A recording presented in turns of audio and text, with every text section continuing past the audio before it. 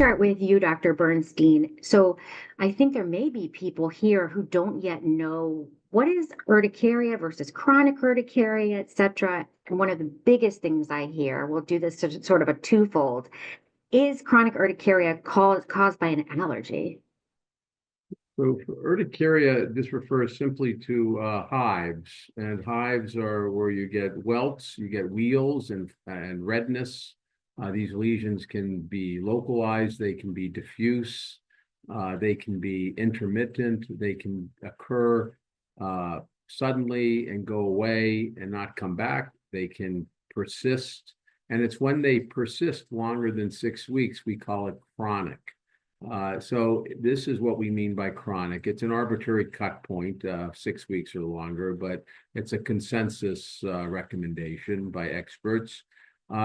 About 25% of patients might also have specific triggers, and these are typically mechanical or physical triggers like heat or cold or exercise or pressure.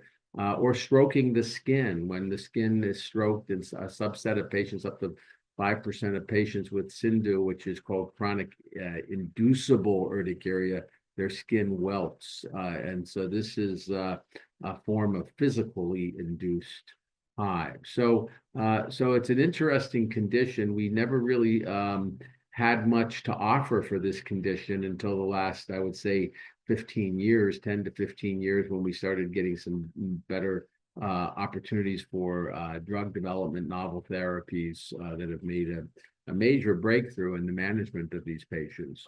Can it be caused by an allergy? What do we mean by an allergy? An allergy is a specific immune response. And as an allergist, we think of four types. And I'm not going to go through that, but one is the type where you think about seasonal allergies, where you actually are exposed to pollen, and people have had previous exposure. They develop allergic antibodies called immunoglobulin E, and that is attached to allergic cells in our body called mast cells. And upon re-exposure, let's say the subsequent season, that can the pollen is in the air, it can activate these antibodies and cause mast cells, which are the allergic cells that release histamine to be activated and cause symptoms. We don't see this as a mechanism for chronic urticaria.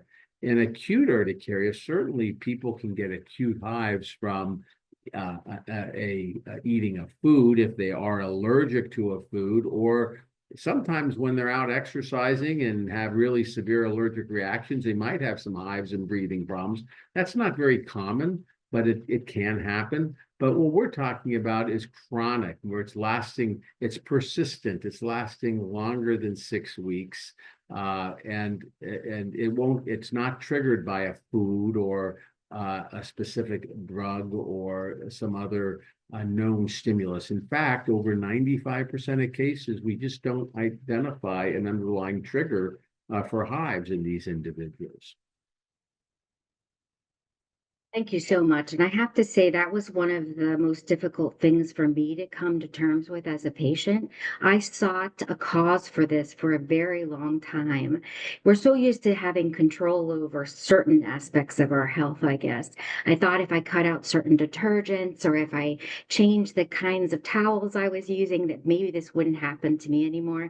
And it just wasn't the case, and we never did find out what caused it. It was comforting for me to learn that that was the case for most people. And I know that sounds strange, but it was a comfort to know that I was not the oddball, I guess.